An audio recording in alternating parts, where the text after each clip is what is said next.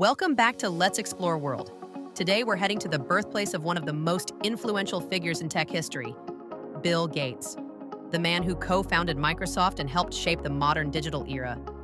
But where did his journey begin? Let's find out. Today, Seattle is a global tech hub, home to giants like Amazon, Microsoft, and Boeing. It's incredible to think that the city that raised Bill Gates also became the launchpad for his empire. Just outside Seattle, in Redmond, is where Microsoft set up its first real headquarters. Visitors to Seattle can drive by some of the places that shaped Gates' early life, from Lakeside School to Lake Washington, where he spent time boating. While his childhood home is private, just being in these neighborhoods gives you a sense of the environment that helped shape a genius. Top attractions of Seattle Space Needle.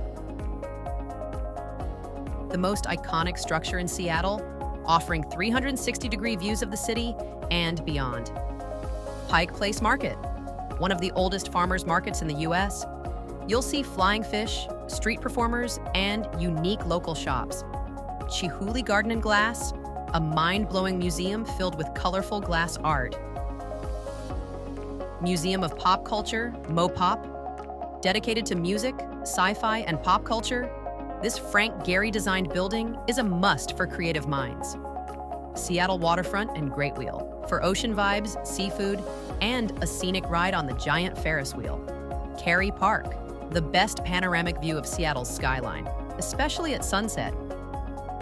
Fremont and Ballard neighborhoods, quirky, artsy, and full of indie shops and local breweries. Seattle is a flavor-packed paradise. Seattle-style hot dog with cream cheese and grilled onions. Yes, it sounds strange, but it's delicious. Fresh seafood, especially salmon and Dungeness crab, often caught just hours before hitting your plate. Pike Place Chowder, award-winning clam chowder that locals and tourists love.